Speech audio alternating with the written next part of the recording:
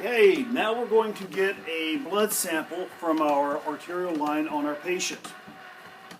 Now, first thing we need to do when we get an order for an arterial line or a blood sample is to make sure that the order is actually in.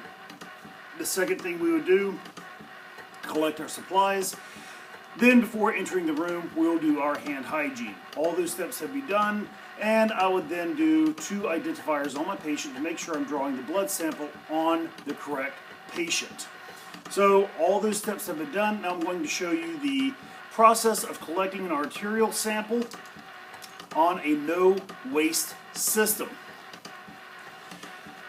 So the first thing I want to do is to turn my transducer off to the patient.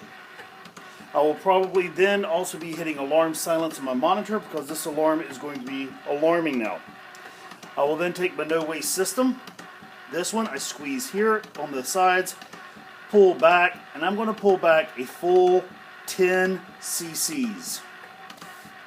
This is going to make sure that I have all the heparin, all the saline, everything out of the line so I can get a very good sample. As you see, it is marked here for 10. I have pulled it all the way back to 10. I will now shut off the stopcock here. So I now have that shut off. I will then take my arterial blood gas sample. With this system, as I said, this is a needleless system, so I'm going to clean it.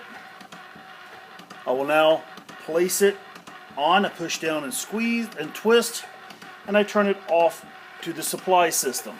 It may be a bit redundant, but this way I am going to guarantee that I'm getting nothing but blood and no saline. I will then pull back my sample. There's my sample. I turn it back off to the syringe. This is a good practice to do in case you're using a system that uses the caps. If you have it turned off to the system and you remove your syringe, blood will be spurting out of that port. I laid my sample down. I either put my cap back on or I prepare to clean it. Now I have nothing but blood, pure blood in this cap and all through this. So I need to get rid of that. Since this is, I've either put my cap back on. This is a no waste system, so I'm going to open up all 3 hubs. I will then come back up to my no waste system. Open. Push in.